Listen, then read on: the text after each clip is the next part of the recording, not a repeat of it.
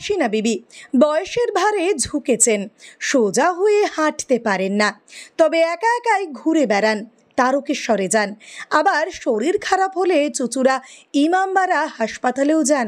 ধনিয়াখালীর অনন্তপুর গ্রামে বাড়ি বৃদ্ধার, ছেলে মেয়ে আছে, তবে আগের মতো যত্ন পান না তাদের কাছে, এমনই দাবি তার।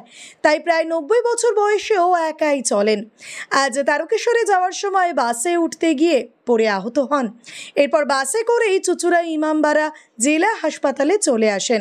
হাসপাতালের এক কোণে তাকে বসে থাকতে দেখেন পুলিশ কর্মী সুকুমার উপাধ্যায়। সে সময় তিনি হাসপাতালে ডিউটি করতে গিয়েছিলেন। বৃদ্ধাকে দেখে জিজ্ঞাসা করেন, এভাবে বসে আছেন কেন? বৃদ্ধা জানান, তার কোমরে আঘাত লেগেছে। এরপর পুলিশ কর্মী তাকে ডাক্তারের কাছে নিয়ে যান। চিকিৎসক বৃদ্ধাকে হাসপাতালে ভর্তি হয়ে যেতে বলেন, কিন্তু বৃদ্ধা হাসপাতালে থাকতে চান না, তাই ওষুধ নিয়ে বাড়ির পথ ধরেন। তাকে টোটো করে বাস স্ট্যান্ডে নিয়ে গিয়ে বাসে চাপিয়ে ভাড়া কেটে দেন সুকুমার।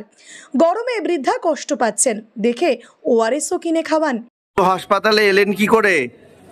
আমি আসি বাপ, আমি হাসপাতাল ঘোরাঘুরি আসি তো। আসেন? হ্যাঁ, আমি ঘোরাঘুরি আসি। ডাক্তার দেখলে আমার চিনা দিত, বাস ভাড়া পয়সা দিয়েছি। আমি প্রাইভেট চুচুড়া আছি বাবা। চুচুড়া আছেন? তাতে হসপিটালের কোণে বসে কেন মন খারাপ করে বসেছিলেন? নিজের ছেলে, নিজের মেয়ে, নিজের জামাই বেমান সব বেঁচে দিলে ভাই। আমার ছেলে তো আমার অনেক কষ্ট, বাবা তোরা পেয়েছি, ওকে আমি কাঁদাতে পারবো না। আমার লাঠি আমার বাপের মতন, লাঠির বাইরে আছে, ওটাকে আমি ট্রেন দিয়ে বেঁচে দিয়ে চলে যাবো বাবা। তা আমার ঘরে জানতে পারবো না, আমি চেয়ে মেঘে খাবো, তবু ওটাকে আঘাত দেবো না। আপনার ক ছেলে মেয়ে? কটি ছেলে কটি মেয়ে আপনার? এক ছেলে, এক ছেলে। সেই বাবা তোরা ওই এক ছেলে এক মেয়ে। মানত করা সন্তান, মানত করে সন্তান পেয়েছেন শিবের কাছে। বলছি ছেলে দেখাশোনা করে ছেলে? বাবা মেয়েটা বেশি তো খারাপ করলো, বেশি বলে তোর নেই সব আমার, তোর নেই সব আমার। ঠিক আছে বাবা, আমি মরে গেলে তোর সহ্য না হয়। এত কথা আমি ভাত দিবি তো, আমটা আনতে যাবো না। ছেলে ভাত দেয় না? ছেলে যায় বাবা। তাহলে কে দেয় না? আর খারাপ কথা বলতে পারি না বাপ। না বলুন না, কে দেয় না? বৌমা দেয় না? বৌমা তোর একটা চাষতো ভাই বিয়ে করেছিল, সাথে ছেড়েছে। আমাকে সবাই বারণ করছে, জানবে তুই আমার একটা ছেলে, আমায় দেখবে, আমার স্বামী যা আছে আমার ছেলে বউ। এই তো বাবা।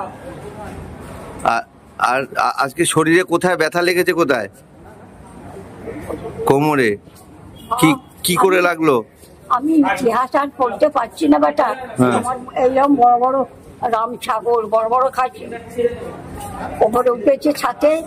আমি বাবাতে যেয়ে বাবা লেগেছে, রাত লেগে গেছে, ছাদ থেকে পড়ে গেছি।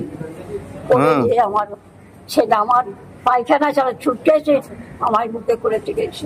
সেই ছেলে আমার কি হয়ে গেল বললে না। এখন কোথা থেকে পড়েছেন? এখন বাস? কত নম্বর বাস? কোথায় যাচ্ছিলেন? কোথায় এমন যাই না বাবা, আমি যাই তারকেশ্বর। আচ্ছা, ওই 8টায় বাস আসে না, 8টায়, ওই 8টায় বাস টিকার। আমি ওরাও রাগ করবে, তুমি রোজ করে যাও। যেখানে পড়ে গেলেন ওখান থেকে কে আপনাকে এখানে আনলো? আমি গাড়িতে উঠে পড়লো। আর এখানে ডাক্তার দেখলো? হ্যাঁ, ডাক্তার দেখেছি। এখন ভালো আছেন?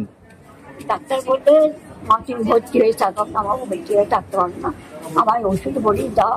বাড়ি চলে যাবেন? অনন্তপুর। অনন্তপুর কোথায়? ধনেখালি অনন্তপুরে বাড়ি। নাম কি আপনার? হাসিনা বিবি। আর ছেলের নাম কি? হাশেম আলী। আর আমার মেয়ের নাম নুরজাহান। নুরজাহান। বিয়ে হয়ে গেছে সবার? ছেলের মা হয়ে গেছে, লাতি হয়ে গেছে।